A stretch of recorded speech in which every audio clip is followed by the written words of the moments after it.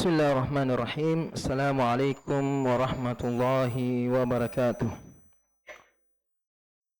Alhamdulillah. Alhamdulillahi rabbil alamin.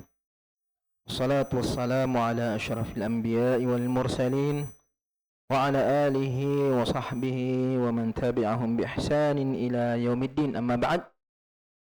Alhamdulillah, kita kembali melanjutkan kajian kita pada siang hari ini. Lanjutan pembahasan kitab Tarbiyatu Al-Aulad fi Dhaw'il Kitab was Sunnah.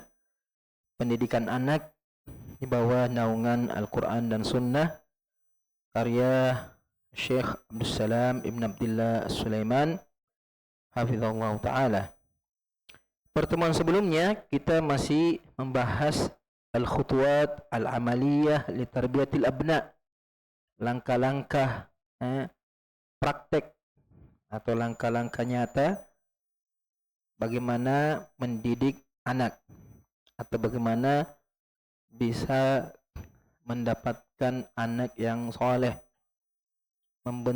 membangun anak yang bertakwa kepada Allah Subhanahu wa ta'ala, baik untuk dunia dan akhiratnya, untuk dirinya dan orang lain. Yang pertama, pertemuan sebelumnya itu adalah dengan biislahin nafs, memperbaiki diri, baik itu calon ayah ataupun calon ibunya. Kalau kita bisa memperbaiki diri kita, menjaga diri kita, maka Allah Subhanahu wa ta'ala akan memberikan kita pasangan yang baik pula. Ketika Allah karuniai pasangan yang baik, tentunya akan dikaruniai buah hati anak yang baik pula. Makanya yang kedua, itu juga kita bahas sebelumnya, adalah ikhtiyarul memilih istri yang baik, zaujah.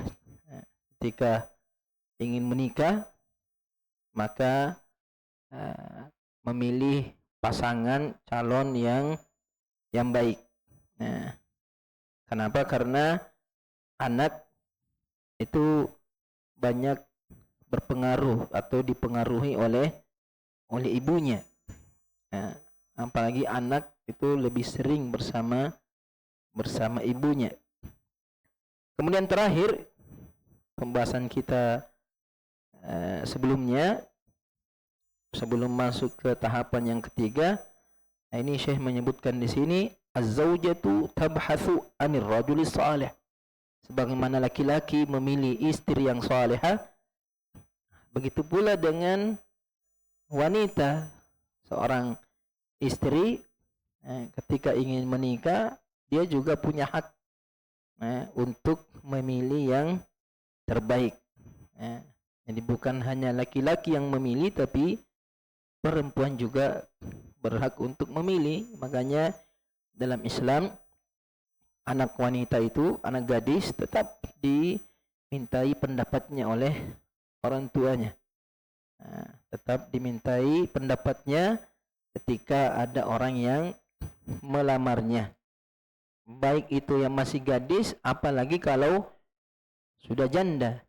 Itu lebih punya hak lagi untuk menentukan apakah dia ingin menikah atau tidak, atau siapa yang dia ingin nikahi. Kata Syekh di sini, wa kama anna az-zawj yabhathu 'ani az-zawjah as-salihah, fa kadzalika al-mar'ah takhtar az-zawjah as-salih. Sebagaimana calon suami laki-laki memilih calon istri yang salihah, yang baik, maka begitu juga dengan perempuan memilih calon suami yang baik. An Abi Hurairah, dari Abi Hurairah radhiyallahu ta'ala anhu, qala Rasulullah sallallahu alaihi wasallam, Rasulullah SAW bersabda, "Idza atakum man tardawna dinahu wa khuluquhu fazawwijuhu." Apabila datang kepada kalian, ini khitab, penyampaian ini kepada wali wanita, bapaknya, saudaranya, pamannya, kakeknya. Apabila datang kepada kalian seorang laki-laki yang ingin melamar, yang ingin menikah dengan keluarganya atau anak gadisnya, man tardawna dinahu, yang engkau sudah ridhoi dari segi agamanya, dari segi ibadahnya, hubungannya dengan Allah Subhanahu wa taala. Kemudian yang kedua, wa khuluqahu, dan akhlaknya. Fazawwijuhu, maka nikahkan dia dengan anak perempuanmu. Jadi ketika laki-laki datang, dia datang melamar kepada keluarga perempuan. Kalau keluarga perempuan melihat ini laki-laki calon sudah bagus agamanya, bagus akhlaknya, baru dia tawarkan kepada anak wanitanya, anak gadisnya. Kemudian anak gadisnya yang menentukan juga, yang sampai, karena banyak juga keluarga atau orang tua yang tidak mengamalkan ini hadis. Bukan agama dan akhlaknya yang dinilai, tapi penghasilannya atau keturunannya, anaknya ini, atau latar belakang pendidikan dunianya. Illa taf'aluhu, kata Rasulullah, jika kalian tidak melakukannya, ketika sudah ada laki-laki yang baik agamanya, baik akhlaknya, kemudian kalian tolak karena perkara dunianya, karena keturunannya yang bukan keturunan orang-orang yang dimuliakan, kalau kalian tidak melakukannya, takun fitnah fil ardi wa fasadin arid. Takun fitnatan fil ardi wa fasadan arid. Takun fitnatun wa fasadun arid, akan menjadi fitnah, akan menjadi bencana, menjadi keburukan yang sangat besar, akan menjadi sebab-sebab kerusakan. Dan inilah yang kita lihat sekarang, kerusakan di kalangan remaja, di kalangan anak muda, baik kerusakan dari segi akhlak, karena tidak dinikahkan, akhirnya dia sendiri yang keluar rumah cari. Terkadang itu kadang melakukan hal-hal yang buruk, yang tercelah. Kalau sudah sudah pasti dikawinkan itu. Kalau sudah dibaca memang nanti makan dulu baru dibaca. Itu kan karena terkadang keluarganya yang mempersulit pernikahan, artinya pakai cara-cara yang tidak pantas. Itu kerusakan itu. Banyak wanita-wanita yang terlambat, bahkan tidak menikah karena itu orang keluarganya yang selalu menolak, akhirnya tidak ada lagi yang datang. Tidak ada lagi yang datang. Banyak sekali keburukan. Ketika dia keluar, wanita ini, anak gadis ini keluar dari rumahnya, memperlihatkan fitnah-fitnah dari fisiknya, itu akan merusak kaum laki-laki. Nabi SAW mengatakan, ma taraktu fitnatan adarra 'ala rijali minan nisa. Aku tidak meninggalkan fitnah, ujian, cobaan bagi laki-laki yang lebih buruk daripada fitnahnya wanita.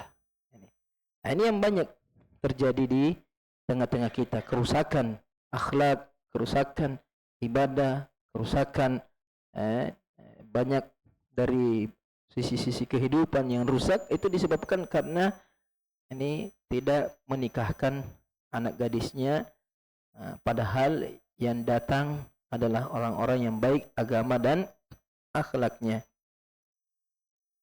Ini ada pertanyaan kemarin ini, sebelumnya mengatakan jawabannya di sini. Di sini bertanya tentang bagaimana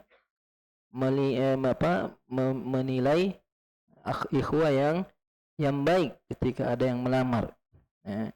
Apakah hafalannya atau keilmuannya atau sudut pandangnya? Jadi dia lihat hafalannya, sudah khatam 30 juz kah? Hafal hadis kah? Atau lulusan ini kah? Lulusan Madinah kah? Lulusan Yaman kah? Nabi SAW tidak sebut itu. Cuma dua saja Nabi sebut. Man tardawna dinahu wa khuluqahu. Agamanya, artinya pengamalannya terhadap agama, bukan pengetahuannya. Ya.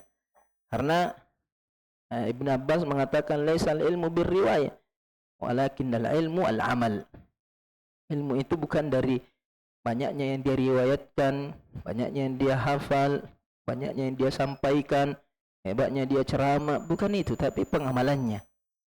Pengamalan dia dalam agama, bagaimana rukun imannya, rukun Islamnya, bagaimana ihsannya, karena agama mencakup itu. Islam, iman, dan ihsannya. Kalau bagus Islamnya, dia tauhidnya, dia jaga salatnya, puasanya, hajinya, kalau dia punya harta, zakatnya, sedekahnya. Kemudian dilihat dari keimanannya, bagaimana pengamalannya terhadap nilai-nilai keimanan. Imannya kepada Allah, imannya kepada Nabi, imannya kepada hari akhirat, kepada takdir. Kemudian di atasnya lagi ihsannya. Dia tidak melakukan hal-hal yang dibenci oleh Allah. Dia beribadah kepada Allah seolah-olah melihat Allah.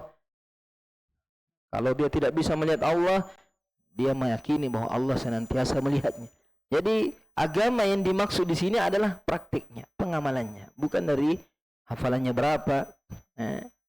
Karena betapa banyak orang yang dari segi keilmuan hafalannya banyak, titelnya, lulusannya, tapi dari segi pengamalan dia kurang. Jadi itu bukan penilaian. Begitu juga dengan akhlaknya, bagaimana dia berinteraksi. Makanya mencari calon itu jangan cari sendiri. Karena apa? Karena kamu cari di mana? Kamu tidak tahu dia, tidak kenal dia.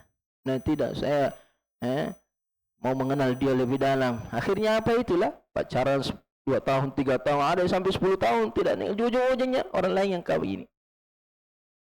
Kenapa? Karena dia ingin tahu segala halnya, padahal dia tidak bisa mengetahui hal tersebut dengan baik. Karena kalau di depannya dia menampakkan yang baik, di belakang tidak. Makanya mencari calon itu harus melalui perantara orang, teman-teman dekatnya. Dia di mana bergaul, ketahuan gitu. Tempat bergaulnya di mana, tempat mengajinya di mana. Tanya saudaranya, bagaimana bapaknya, keluarganya. Dari situ ketahuan. Al-mar'u ala dini khalilihi, seorang itu dipengaruhi dengan orang-orang dekatnya, keluarganya tentunya. Di mana dia bergaul, di situ sudah ketahuan.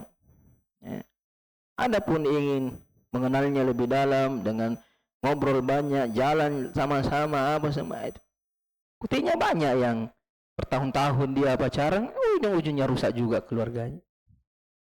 Kenapa? Karena bukan seperti itu yang dicontohkan dalam Islam. Bagaimana? Makanya ada namanya apa? An-nazar. Kenapa an-nazar? Karena tidak pernah lihat selama ini. Jadi kalau sudah 10 tahun pacaran, apalagi mau nazar? Nah, sudah semina lihat. Kenapa ada nazar? Karena memang tidak pernah ketemu. Perempuannya tidak pernah kelihatan. Laki-lakinya juga sibuk dengan belajar, sibuk dengan cari kebaikan. Tidak ada dia main-main seperti itu. Jadi kalau dia mencari jodoh dengan cara yang diburkai oleh Allah, yang dibenci oleh Allah, ikhtilaf, berduaan, tentu yang dia dapatkan juga yang buruk juga. Kata Nabi SAW, inna ma'indallah la yunalu illa bita'ati.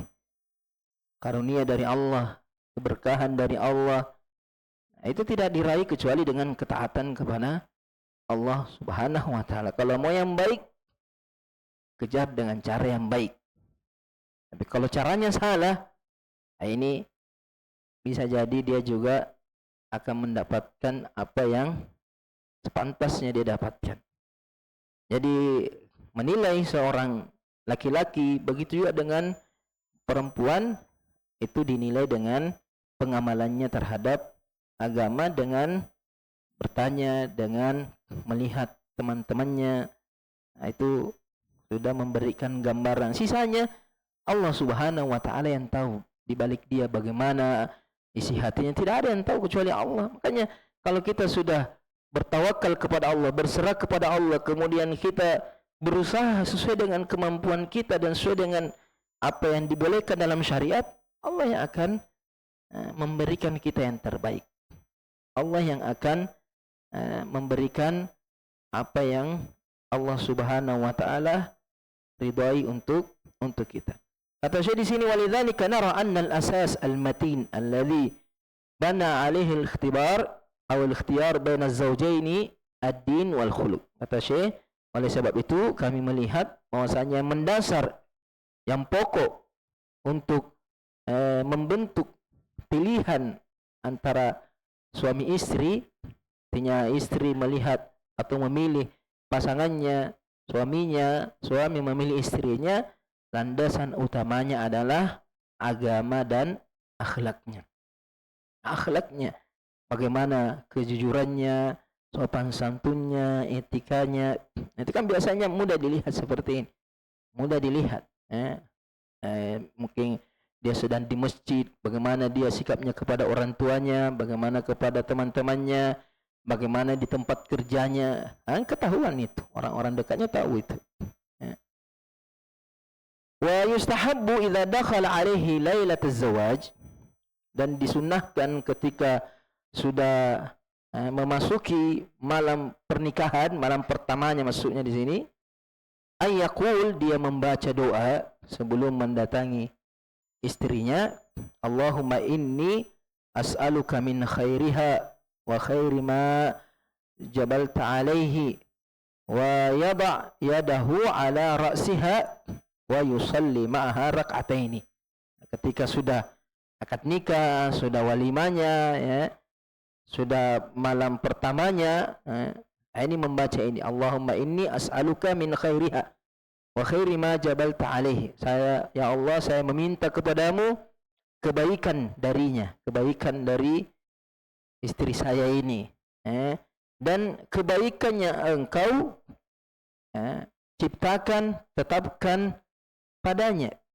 Artinya istri itu, setiap orang itu ada sisi-sisi kebaikan yang Allah ciptakan kepadanya. Ada sisi-sisi kebaikannya.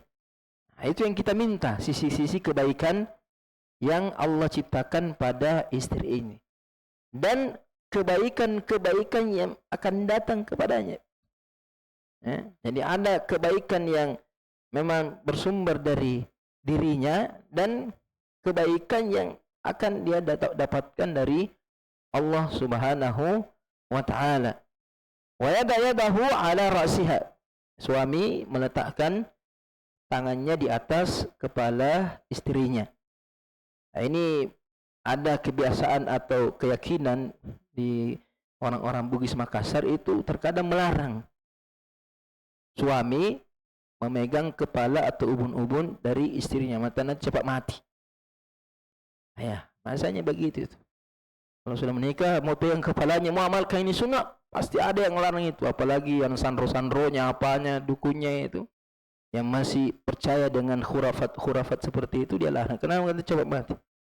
Nah, ini bertentangan dengan sunnah Nabi Sallallahu Alaihi Wasallam. Ajal seseorang tidak ada yang menentukan kecuali Allah Subhanahu Wa Taala. Apalagi memegang ubun-ubunnya yang untuk didoakan agar diberikan kebaikan-kebaikan dari istrinya tersebut. Jadi perhatikan, biasanya ini terjadi di pernikahan-pernikahan adat-adat Bugis Makassar, biasanya begitu.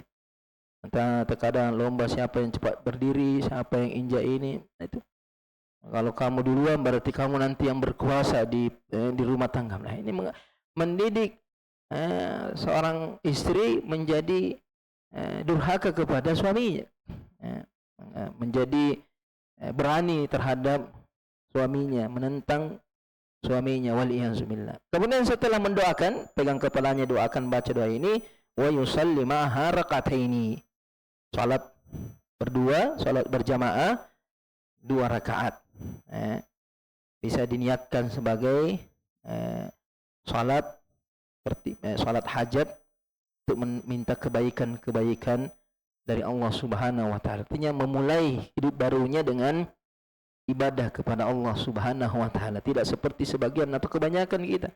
memulai hidup barunya dengan maksiat, dengan nyanyian, dengan campur baur laki-laki perempuan, bahkan terkadang banyak hal-hal ikut-ikutan dengan orang-orang barat di sana, terkadang minum-minum, mabuk-mabukan, terkadang judi, banyak maksiat yang terjadi pada malam-malam pernikahan seperti ini. Nah, itu mengawali kehidupan rumah tangganya dengan maksiat. Bagaimana bisa mendapatkan keberkahan, bagaimana bisa mendapatkan keridhaan dari Allah, bagaimana bisa mendapatkan keturunan yang baik kalau dia mengawali rumah tangganya dengan maksiat. Ya, ini langkah yang konkret yang diberikan oleh Syekh agar mendapatkan anak yang soleh. Sebelum anaknya lahir, yang sudah dipersiapkan mendapatkan pasangan yang baik. Kemudian setelah mendapatkan pasangan yang baik, memulai masuk dalam kehidupan rumah tangganya di malam pertamanya dengan doa dan ibadah kepada Allah Subhanahu wa taala. Kemudian yang ketiga, langkah yang ketiga setelah memilih pasangan dan setelah berdoa, kata Syekh di sini, zikrusmillahi indal jima'. Menyebut nama Allah ketika berhubungan intim. Nah, ini bukan cuma malam pertama, dan malam-malam terusnya. Jadi tidak cukup di malam pertama saja, tapi setiap ingin melakukan hubungan intim ini membaca doa dengan menyebut nama Allah Subhanahu wa taala. Wa min al-asbab allati tu'inu ala al-wusul ila al-walad as-salih ad-du'a 'inda al-jima'. Di antara sebab-sebab yang membantu mendapatkan anak yang soleh adalah berdoa ketika berhubungan suami istri. Karena tentunya kita yakin bahwa anak soleh itu dari Allah Subhanahu wa taala.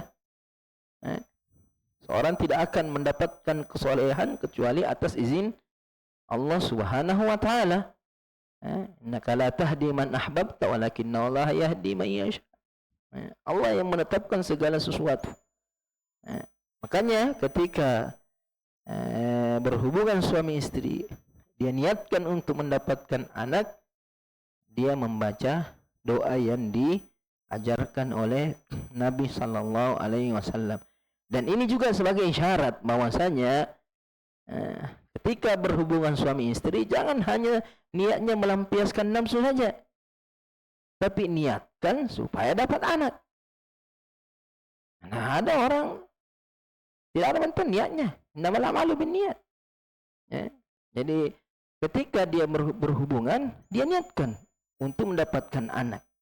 Sekalipun sudah ada di dalam perutnya, sudah hamil, tetap juga dia niatkan. Jangan dengan niatnya hanya untuk melampiaskan nafsu, tidak mau jadi. Ketika jadi menyesal, ngapa mesti jari mesti. Penyesalannya itu tidak tahu sampai kapan penyesalannya itu. Terkadang istrinya salahkan. Jadi ini pelajaran supaya kenapa? Karena setiap dia berniat dia dapat pahala. Sekalipun tidak jadi, dia dapat pahala.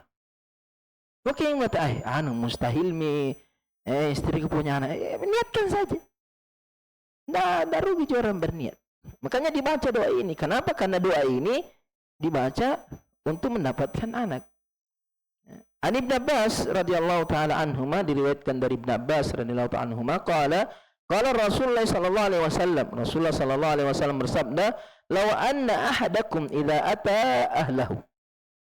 Apabila seseorang di antara kalian ketika mendatangi istrinya, qala, dia mengatakan bismillah, dengan menyebut nama Allah Subhanahu wa taala, dengan nama Allah.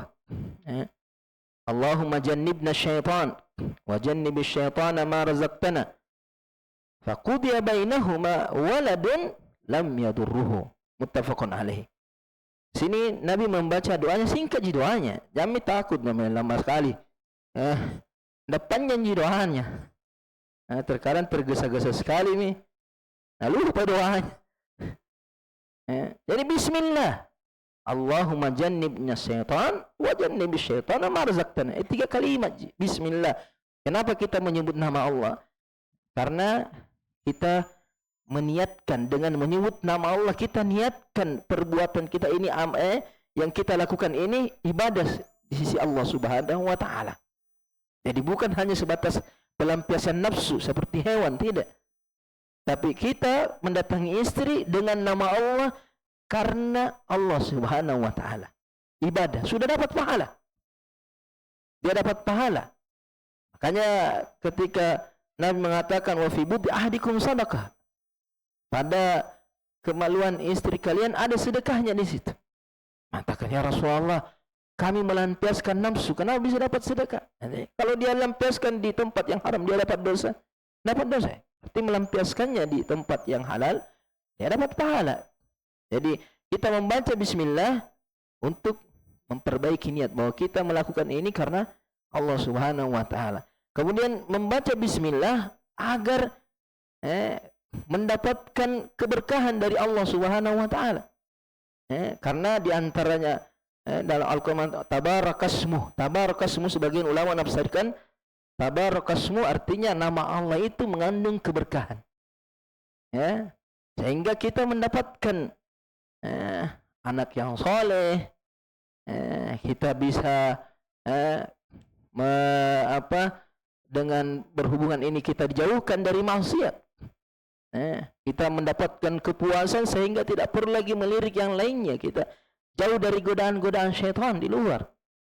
Artinya banyak kebaikan-kebaikan yang bisa kita dapatkan dari berhubungan ini apabila kita menyebut nama Allah Subhanahu wa taala. Bisa disempurnakan. Karena tidak ada yang sempurna kecuali atas izin Allah. Alhamdulillahilladzi bi ni'matihi tatimmus shalihat. Yang sampai baru sebentar sudah loyomi, tidak selesai.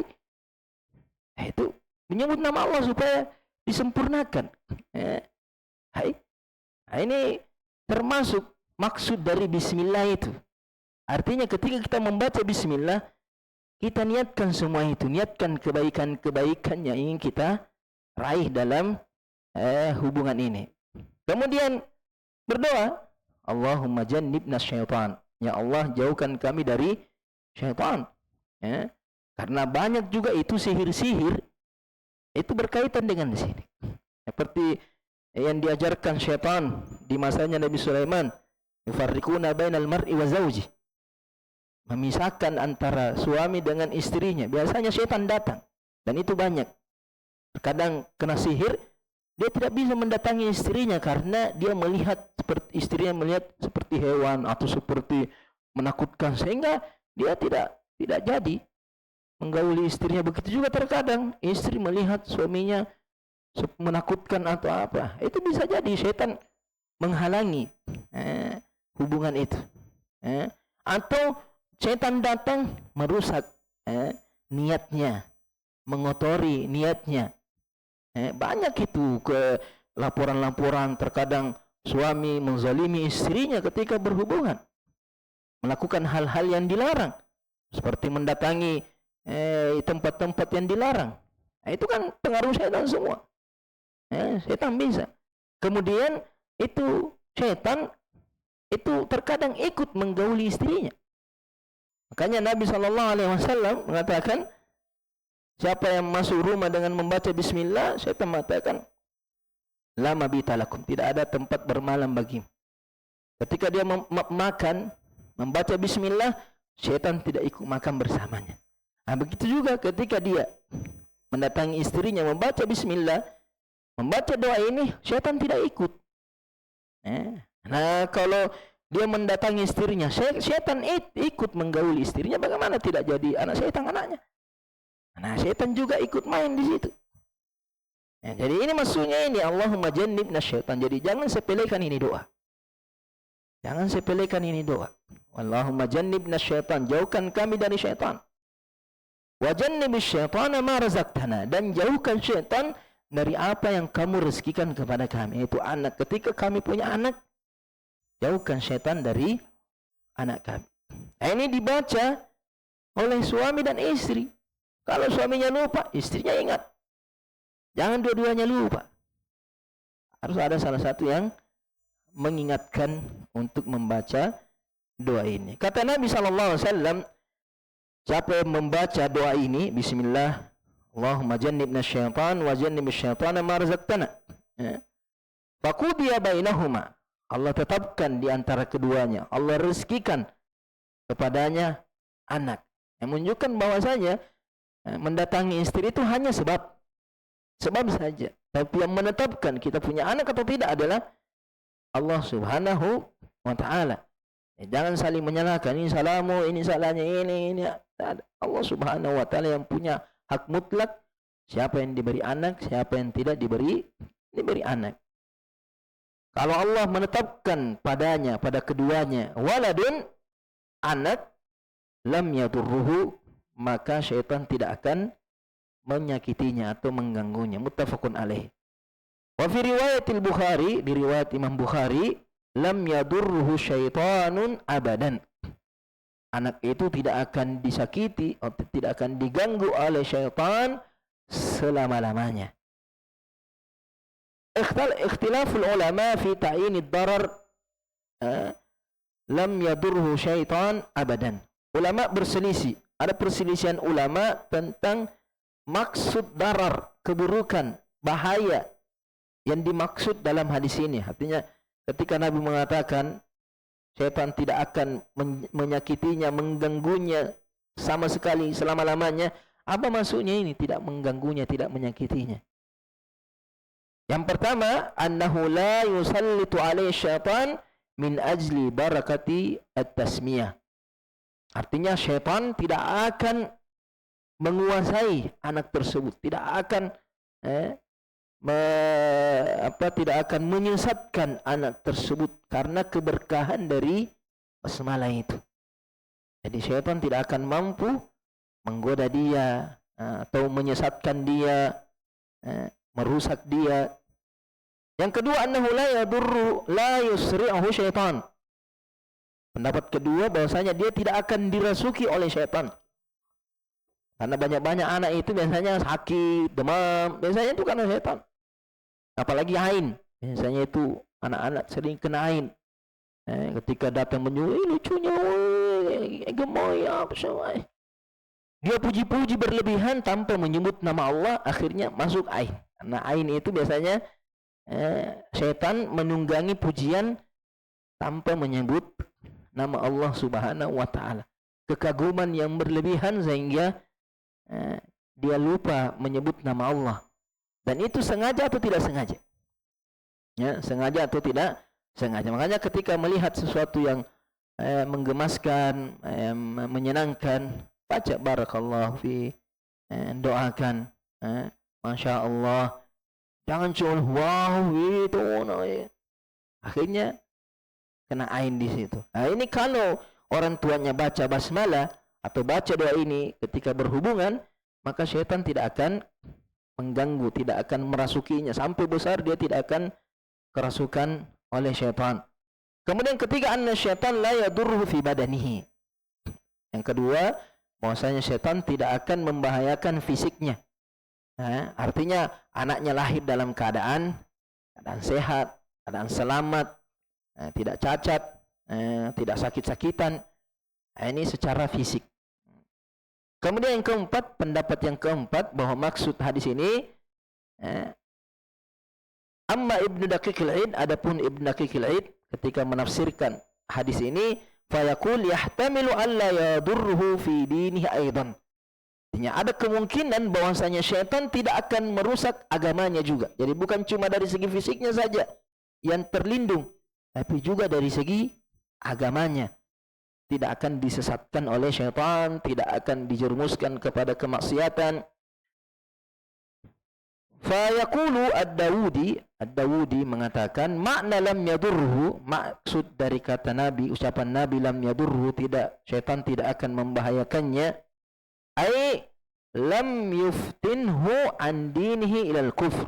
Maksudnya tidak akan disesatkan atau tidak akan digoda untuk meninggalkan agamanya beralih kepada kekufuran. Artinya syaitan tidak akan bisa membuat dia kafir. Tidak akan mengeluarkan dia dari fitrah, yaitu al-Islam. Walaysal murad ismathu minal maksiat, bukan maksudnya dia maksiat. Bukan maksud hadis ini bahwa anak itu akan menjadi maksum, tidak. Tidak ada orang yang maksum. Kita baca ini doa, ya ujung akhir anaknya juga bermaksiat juga. Tapi maksudnya tidak akan disesatkan sampai keluar dari Islam. Walaupun melakukan maksiat, dia bertobat lagi, kadang berbuat maksiat, buat lagi kebaikan, dia sampai kepada derajat kekufuran. Nah, ini perkataan Imam Ad-Dawudi. Wal maksud hadis ini, annallaha yahfazu hadzal maulud. Intinya, bahwasanya orang yang membaca doa ini ketika berhubungan suami istri, Allah akan menjaga anak tersebut mimmassi syaitan, dari gangguan-gangguan syaitan, wa adzahu, dari menyakitinya, bi barakati hadzal dzikr alladzi arsyada ilaihi Nabi SAW, dengan keberkahan zikir ini, doa ini yang diajarkan oleh Nabi sallallahu alaihi wasallam. Apalagi dalam hadis lain Nabi mengatakan, ihfazillah yahfazka.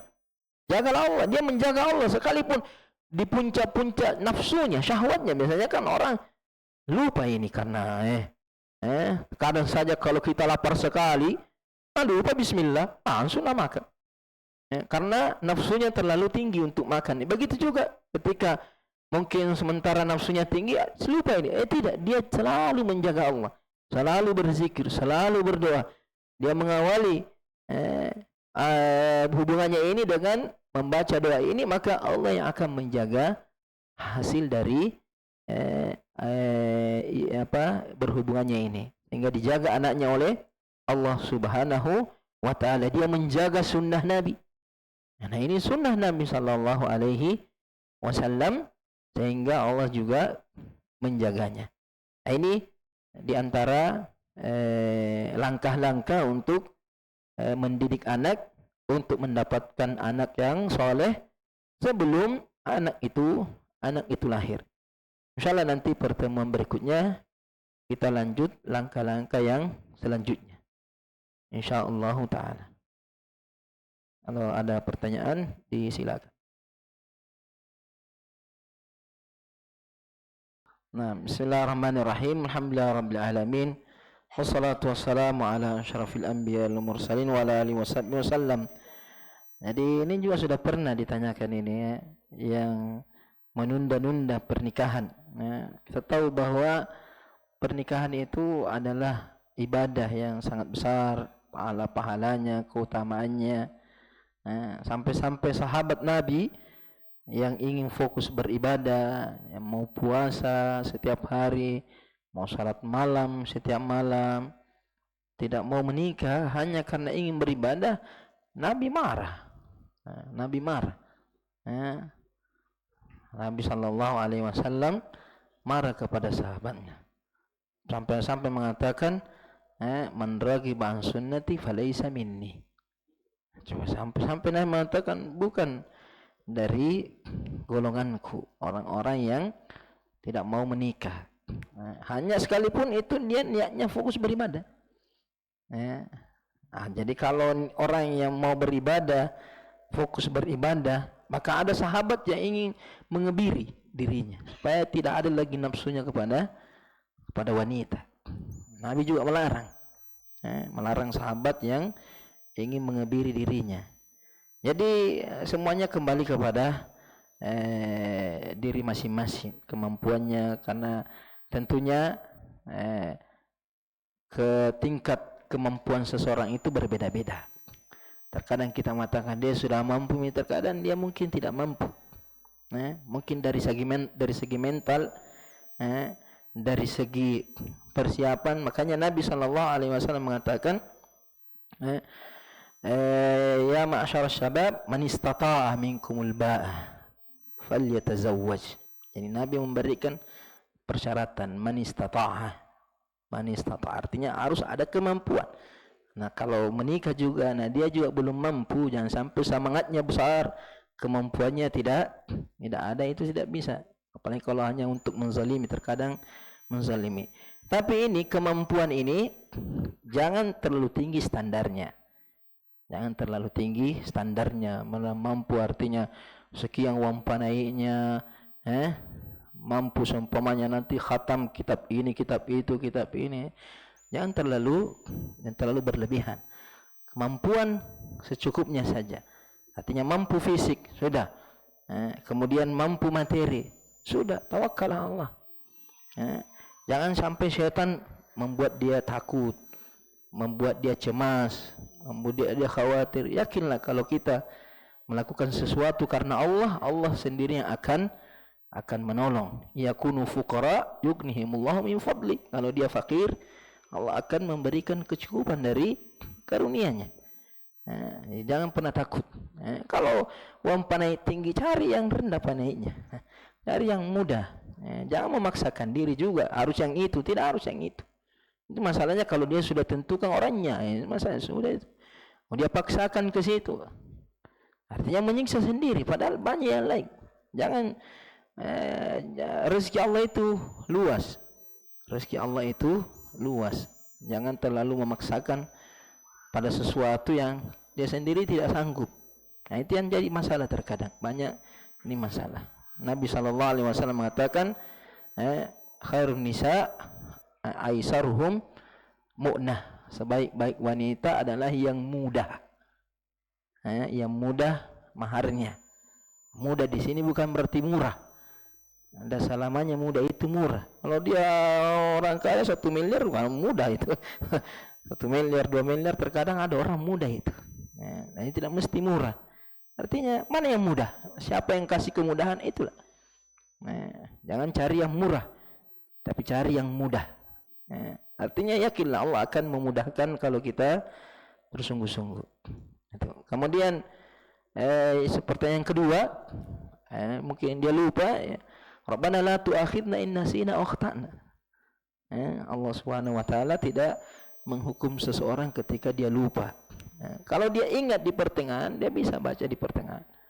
Dia bisa baca di pertengahan.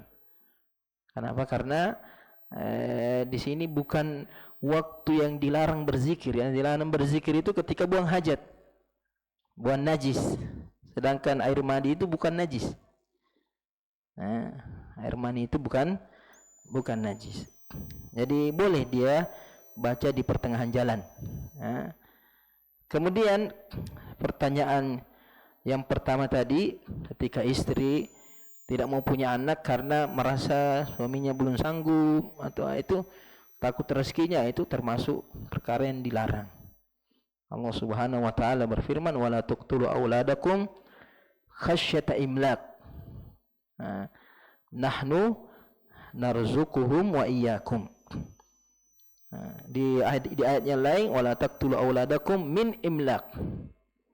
Nahnu narzuqukum wa iyyahum. Di sini dahulukan kum, kalian, kemudian mereka.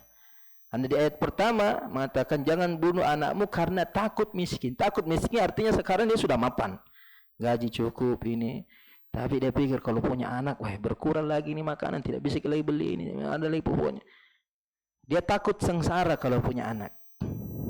Takut tidak cukup kalau dia punya, dia sudah cukup sekarang. Takut kalau dia punya anak tidak cukup. Makanya Allah mengatakan, nahnu narzuquhum wa iyyakum. Kami yang memberi rezeki mereka, bukan kamu yang kasih rezeki anakmu.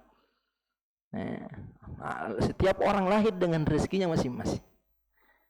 Bukan orang tua yang menanggung rezeki anak. Makanya mengatakan, nahnu narzuquhum, bahkan kelahiran mereka menjadi sebab kamu juga dapat rezeki, wa iyyakum. Justru terkadang anak itu menambah rezeki orang tuanya, menjadi sebab-sebab keberkahan, bertambahnya lapangnya rezeki orang tuanya. Adapun di ayat yang kedua, la taqtulu auladakum min imlaq. Jadi jangan bunuh anakmu karena miskin. Keadaannya sekarang sudah miskin, tidak mau punya anak. Kenapa? Tambah miskin nanti. Hanya Allah mengatakan, nahnu narzuqukum. Tidak punya kau anak, kami akan beri rezeki kepada kamu, dan mereka juga bawa dengan rezekinya sendiri. Jadi jangan syaitan itu, asyaitanu ya'idukumul faqr. Syaitan itu menakut-nakuti kalian dengan kemiskinan. Jangan, artinya tawakal Allah.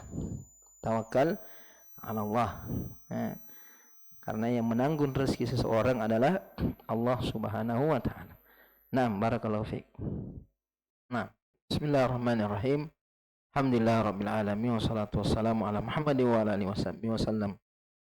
Jadi ketika seorang wanita datang melamar, kemudian dia tolak karena masalah pendidikannya. Maksudnya ini pendidikan yang dimaksud yang mana ini? Apakah pendidikan dunia atau pendidikan agama? Kalau dibilang harus doktor, harus MA, harus S1, itu bukan acuan, itu bukan alasan itu. Tapi kalau seumpamanya dia masuk, dia tidak menuntut ilmu, malas kajian, atau jauh dari ilmu agama, ini tidak ada kebaikan di situ. Tolak saya, tidak ada agamanya. Artinya apa yang mau diamalkan, dia sendiri tidak antusias mengejar agamanya, mencari agamanya. Bagaimana dia mengatakan, oh bagus akhlaknya, akhlak dari mana? Dia tidak punya ilmu. Jadi syarat yang utama di sini ilmu, akhlak, agama dan akhlak itu sumbernya ilmu. Tak ada orang yang berakhlak kalau tidak ada ilmunya. Hanya banyak orang dianggap bagus akhlaknya, ternyata pelaku maksiat. Bagus akhlaknya, akhlak dari mana? Akhlak dari sisi pandangan manusia atau akhlak dari sisi pandangan Allah Subhanahu wa taala? Bagus akhlaknya tapi tidak sembahyang. Bagus akhlaknya sama manusia tapi buruk akhlaknya kepada Allah. Melakukan kesyirikan, melakukan perkara-perkara bid'ah. Tidak ada akhlaknya sama Nabi. Nabi sudah larang beribadah tanpa tuntunannya, dia beribadah tanpa tuntunan Nabi. Berarti tidak ada akhlaknya kepada Nabi. Artinya syarat beragama dan berakhlak itu adalah punya ilmu. Makanya Allah, Nabi mengatakan apa? Man yuridillahu bi khairan yufaqihu fiddin. Siapa yang Allah ingin kebaikan padanya, Allah berikan pemahaman dalam beragama. Berarti kalau dia tidak punya pemahaman agama, jauh dari majelis ilmu, jangan harap ada kebaikan sama orang seperti itu. Nah, sekalipun dia sudah profesor, dia doktor, dia punya ilmu-ilmu dunia lainnya, kalau jauh dari ilmu agama, berarti Allah tidak ingin kebaikan padanya. Kalau memang itu yang dia lihat, ini tidak malas ikut kajian, tidak pernah ikut kajian, atau tidak ada dasar-dasar agamanya, mengajinya saya tidak beres, maka dia berhak untuk menolaknya. Karena bagaimana dia akan menjadi pimpinan rumah tangga, nah dia tidak punya ilmunya. Bagaimana dia mau mendidik istrinya, dia tidak punya ilmunya. Bagaimana mau mendidik anaknya, dia tidak punya ilmunya. Mutan tidak, nanti kau sudah menikah, nanti rajin ikut kajian. Balik-balik. Sebelum menikah kau saya banyaknya waktu tidak pergi, apalagi kau sudah. Yang rajin kajian lagi sebelum menikah, banyak yang sudah menikah tidak ada nih, hilang, tenggelam. Jadi berhak dia menolak kalau masalah ilmunya di situ. Tapi kalau masalah ilmunya tidak, dia harus lulusan Yaman, dia harus lulusan Madinah, dia harus S1, S2, tidak. Bukan itu yang menjadi ukuran. Kemudian yang kedua, orang tua yang melakukan maksiat, terjatuh kepada perzinahan, mungkin masuknya itu, kemudian lahir anaknya, atau bukan perzinahan, mungkin waktu pernikahannya pakai acara-acara yang tidak sesuai dengan syar'i. Apakah itu mempengaruhi anaknya? Sedikit banyaknya akan mempengaruhi. Tapi kalau dia bertobat, at-taibu minadz-dzambi kaman la dzambalah. Orang yang bertobat dari dosa, dia seperti orang yang tidak punya dosa. Ini kalau seumpamanya orang tuanya sudah bertobat, mengakui kesalahan-kesalahan, dia memperbaiki dirinya, insyaallah keturunannya juga akan diperbaiki oleh Allah Subhanahu wa taala. Tapi itu setiap dosa itu pasti ada pengaruhnya. Sekecil apapun itu dosa ada pengaruhnya. Bahkan sekalipun dia sudah bertaubat. Makanya yang mengatakan nanti taubat jangan nanti, tidak, pasti ada pengaruhnya itu. Akan memberikan pengaruh. Akan memberikan dampak. Makanya kalau seumpamanya orang tua kita karena kejahilannya, karena ketidaktahuannya, ya semoga Allah Subhanahu wa taala mengampuni, memberikan yang terbaik. Tapi kalau dia sudah tahu kemudian dia lakukan, maka nanti saya tobat, belum tentu dia mendapatkan hidayah untuk bertobat. Kalaupun dia bertobat, bisa jadi itu akan memberikan pengaruh. Tapi itulah Allah Subhanahu wa taala Maha kasih sayang, Maha mengampuni. Jangan berputus asa dari rahmat Allah Subhanahu wa taala. Barakallahu fiik. Bismillahirrahmanirrahim. Alhamdulillahirabbil alamin. Wassalatu wassalamu ala Muhammadin wa ala alihi wasallam. Ya, sama seperti tadi, intinya berbuat maksiat, kemudian dia menikah. Kalau dia sudah bertobat, itu benar tadi, dia segera bertobat, memperbaiki dirinya, memperbaiki kesalahannya, meninggalkan hal-hal yang buruk di masa lalunya. Itu kita berharap Allah Subhanahu wa taala mengampuni dosanya dan memperbaiki keturunannya. Tapi terkadang ada orang tua, dia buruk masa lalunya, akhirnya dia didik anaknya seperti dasar masa lalunya juga. Dia dulu suka pacaran, anaknya kenapa belum ada pacarmu? Iya, suruh anaknya pacaran. Karena melihat masa lalunya aja dulu. Kadang membebaskan anaknya keluar, dibawa laki-laki. Nah, itu berarti tanda bahwa dia belum bertaubat. Dia belum memperbaiki dirinya. Jadi kalau orang sudah menikah, seharusnya dia memperbaiki dirinya. Makanya ini pentingnya majelis ilmu, terkhusus orang-orang yang sudah berkeluarga.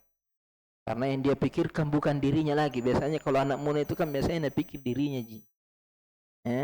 hawa nafsunya lebih mendominan, sehingga ingin kebebasan, ingin mencoba. Tapi ketika sudah menikah, biasanya menikah itu biasanya di antara pintu-pintu orang mendapat hidayah. Banyak orang berubah kehidupannya gara-gara pernikahan. Mungkin sebelum menikah dia malas sholat, setelah menikah alhamdulillah dia rajin sholat. Kenapa? Karena ada lingkungan baru, ada suasana baru. Biasanya suasana baru itu membuat kita melakukan hal-hal baru. Jadi seharusnya pernikahan itu di antara gerbang seorang itu memperbaiki dirinya. Karena yang dia pikirkan bukan lagi untuk dirinya, dia pikirkan keluarganya, anak-anaknya. Sehingga semakin dia mempelajari agama, sebagaimana dia semangat. Orang kan kalau menikah biasanya dia pertimbangkan nafkahnya anaknya. Seharusnya dia juga pertimbangkan bagaimana agamanya anaknya, karena itu akan ditanya. Ku anfusakum wa ahlikum nara. Tanggung jawab yang paling besar dalam rumah tangga itu adalah bagaimana membawa keluarganya bersama-sama ke dalam surga. Nah, ini bagaimana caranya dia mau membawa keluarganya ke dalam surga. Nah, jalan ke surga saja dia tidak pernah tindih.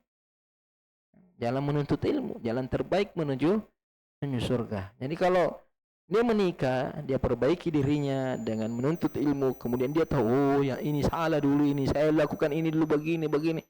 Jangan lagi diulangi kepada keluarganya. Ketika lihat anaknya, weh jangan begitu nak, nak bagus itu. Karena dia sudah pengalaman dulu. Bukan justru dia terkadang lebih membebaskan. Nah, tidak mengambil pelajaran dari masa lalunya. Jadi itu nasihat wallahu taala alam. Barakallahu fiik. Nah, bismillahirrahmanirrahim. Alhamdulillahirabbil alamin wassalatu wassalamu ala Muhammadin wa ala alihi wasallam. Jadi Nabi sallallahu alaihi wasallam dalam hadis yang kita baca cuma dua saja yang dia tekankan. Man tardawna dinahu wa khuluquhu. Tidak mempertimbangkan nasabnya, sedangkan beda dengan perempuan. Tungkahul mar'a li arba'. Wanita itu dinikahi karena 4 perkara, di antaranya itu nasabnya. Di antaranya itu adalah nasabnya. Nah, ini menunjukkan bahwasanya kriteria seorang wanita itu lebih ketat daripada kriteria seorang laki-laki. Kenapa? Karena perempuan biasanya dipengaruhi sama nasabnya. Karena tahulah wanita biasanya lemah di hadapan nasabnya, di hadapan keluarganya. Kadang pengaruh keluarganya lebih besar. Sedangkan laki-laki biasanya dia tidak terlalu terpengaruh dengan keluarganya. Kadang dia punya tekad yang lebih kuat, semangat yang lebih kuat, pendirian lebih kuat. Jadi sekalipun mungkin dia dari keluarga yang nasabnya kurang baik, selama dia sudah memperbaiki diri, dia juga sudah jadi baik. Dia akan menjadi baik. Dia tidak akan terpengaruh dengan keluarganya. Sekalipun sah-sah saja. Ketika seorang wanita dia pertimbangkan nasabnya. Tapi yang syarat utamanya itu agama dan akhlaknya. Adapun nasabnya mungkin dia misalnya dia keturunan Karaing, seumpamanya, dia ningrat apa semuanya. Itu sah-sah saja kalau dia mau jadikan itu persyaratan, tapi bukan syarat utamanya. Bukan itu yang menjadi tolak ukur utamanya, hanya pelengkap saja. Maunya ada dua, bagus sama-sama bagus akhlaknya, sama bagus agamanya. Cuma satu keturunannya baik. Karena terkadang di antara syarat atau nilai penilaian dalam pernikahan itu sekufu. Al-kufu itu artinya seimbang antara laki-laki dan perempuan, ada keseimbangan. Ada di antara keseimbangannya itu keseimbangan dari segi nasab keluarga biasanya. Kenapa? Terkadang banyak cekcok di rumah tangga itu karena keluarga yang berbeda. Satu kelas tinggi, satu kelas rendah. Terkadang mempengaruhi. Apalagi kalau sudah ada silaturahim misalnya minder ketika bersama keluarga ini, atau merasa itu di antara pertimbangannya, tapi bukan menjadi pertimbangan mutlak. Nah, barakallahu fiik. Bismillahirrahmanirrahim. Alhamdulillahirabbil alamin wassalatu wassalamu ala Muhammadin wa alihi wasallam. Ba'd. Jadi khairul hadi Nabi sallallahu alaihi wasallam. Khairul hadi Nabi SAW, sebaik-baik petunjuk adalah petunjuknya Nabi SAW. Nabi standarnya 2 dinahu wa khuluqahu. Cuma kalau seseorang itu mau tambah standar, itu haknya haknya. Tapi itu saja. Semakin banyak persyaratannya, terkadang banyak yang gugur. Yang buncit-buncit mungkin sudah gugur itu. Dah menjaga kesehatannya. Artinya semakin banyak persyaratan, semakin banyak yang gugur. Jangan sampai itu menjadi penghalang, dan itu yang banyak menjadi penghalang, terlalu tinggi. Beda kalau banyak, ada semuanya beberapa calon, tinggal dia pilih. Boleh dia pilih yang lebih lengkap. Tapi jangan sampai semua ditolak, sampai tidak datang. Itu jadi masalah. Seumpamanya ada beberapa bilang banyak proposal masuk, dan dia sudah mau memilih salah satunya. Jadi kalau semua ada ini, ada halakatasinya ini lepas. Ini dia memilih. Artinya jangan sampai persyaratan itu menjadi penghalang. Apalagi di masa sekarang itu artinya persaingan ketat, apalagi perempuan, persaingan ketat. Lalu banyak standarnya, akhirnya yang ikhwah cari yang paling rendah standarnya, yang sesuai saja. Jadi itu jangan sampai itu. Tapi itu kalau perempuan punya hak, kalau dari segi hak dia punya hak. Bahkan kalau dia tidak mau menikah, itu juga urusannya dia. Dan ada pernah salah seorang sahabat Nabi itu disuruh menikah oleh bapaknya, dan dia tidak mau. Akhirnya datang kepada Nabi SAW, mengatakan, ya Rasulullah, ini orang tua saya mau nikahkan saya tidak mau. Kenapa? Saya mau tanya dulu, apa haknya seorang suami kepada istrinya? Apa haknya? Apa kewajiban istri kepada suami? Nabi ceritakan. Di antaranya itu kalau dia punya luka dari ujung kaki sampai ujung kepala, kamu jilati, itu kamu belum memenuhi haknya. Maka wanita mengatakan, kalau begitu saya tidak mau menikah. Karena Nabi mengatakan kepada bapaknya, jangan kau paksa dia. Jangan dia dipaksa. Karena perempuan lebih mampu menahan dirinya daripada laki-laki. Beda kalau laki-laki itu susah menahan dirinya. Artinya itu haknya seorang wanita. Kalau mau banyak persyaratannya, dia juga tanggung risikonya. Yang penting jangan sampai dia menahan begitu. Dia melampiaskan, dia keluar cari keluyuran, gentayangan, cari mangsa. Nah, itu yang jadi masalah. Kalau dia tidak mau menikah, dia khusus sibuk beribadah, mendidik anak-anak sekolah, dia tunggu sampai ada yang sesuai dengan standarnya, sah-sah saja, boleh-boleh saja. Penting dia bisa jaga dirinya. Tapi itu di masa sekarang berat. Makanya mengatakan illa taf'aluhu takun fitnatun fil ardi wa fasadun arid. Ya, yang penting bisa jauhi fitnah dan jauhi keburukan yang besar. Nah. Bismillahirrahmanirrahim. Alhamdulillahirrahmanirrahim. Wassalatu wassalamu ala Muhammadin wa ala alihi wasallam. Makanya tadi Nabi SAW pesannya kepada keluarga itu. Injakum man tardawna dinahu walu fazawwijuhu. Ini perintah kepada keluarga, karena wanita tidak bisa juga menikah kecuali ada restu dari orang tuanya, dari walinya. Jadi terkadang memang kendalanya di situ, banyak kendalanya di situ. Wanitanya sudah terima apa adanya, tapi ini keluarganya. Makanya di sini juga perannya si wanita ini bagaimana memberikan edukasi kepada keluarganya, bagaimana mengajarkan itu. Terkadang juga orang tuanya sudah setuju, tapi keluarga pamannya, apanya semua datang nih masa. Apalagi kalau saya mau lulusan ini lagi, Haji Tommy poy, tambah lagi anak satu-satu anak. Itu makanya harus perlu diberikan pendekatan. Berikan pendekatan, sampaikan ini hadis kepada mereka. Ajarkan bagaimana tawakal, bagaimana akidah, bagaimana rezeki ditangguh, dijamin oleh Allah Subhanahu wa taala. Ini hal-hal yang seperti ini yang perlu dia dakwakan kepada keluarganya supaya bisa mudah mendapatkan restu izin dari keluarganya. Kemudian banyak-banyak berdoa supaya keluarganya diberi hidayah, diberikan petunjuk oleh Allah Subhanahu wa taala. Nah.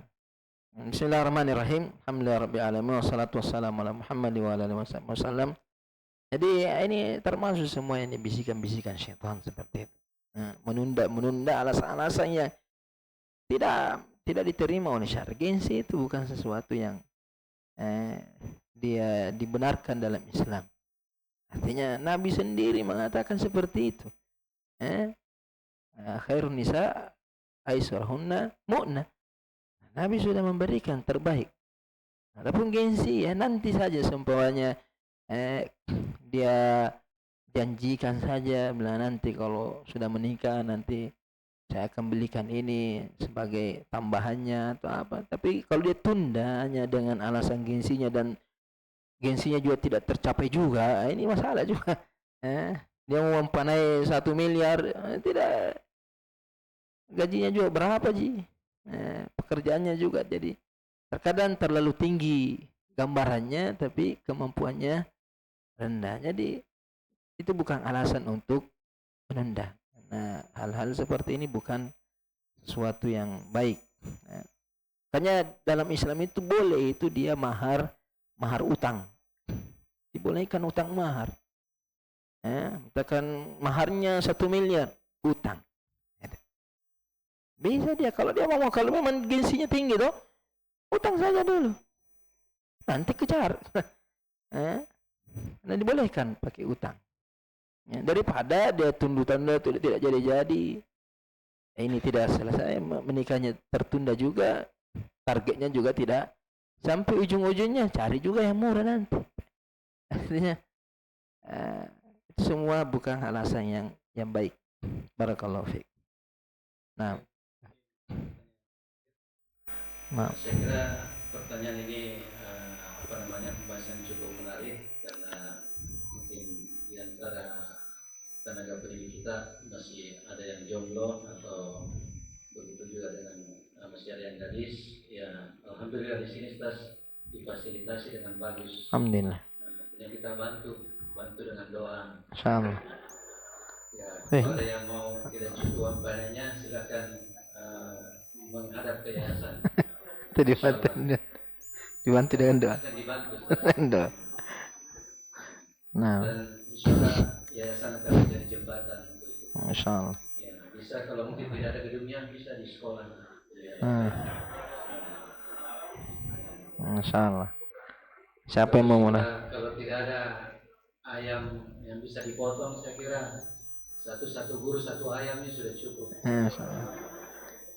Tahun tuh, tahun lebih rotak. Makanya di stasiun ini memang ada bab tahunnya di sini. Ya. Di kegiatan-kegiatan itu banyak tahunnya. Apalagi kalau mau menikah, insya Allah. Masya Allah. Owner itu insya Allah pasti substansinya ada. Insya Allah. Termasuk saya berjanji kepada teman-teman yang mau menikah silakan menghadap. Insya Allah. Minimal dikasih pinjaman. Ya. Lumayan susah itu dah pinjaman sekarang. Kalau saya sudah buka banyak pinjaman di sini untuk memudahkan teman-teman supaya mengambil kredit. Iya. Insya Allah. Yang kedua ada ceknya sekolah bisa dipakai. Insya Allah. Maksudnya diisi. Kalau tadi bilang bahwa mahar itu boleh diutang, ada cek kosong di sini. Iya. Ya, nanti misalnya mau isi 50 juta, tanggal berapa kita mau isi, ya bisa. Insya Allah. Pembayaran tunda namanya, mahar tunda. Iya.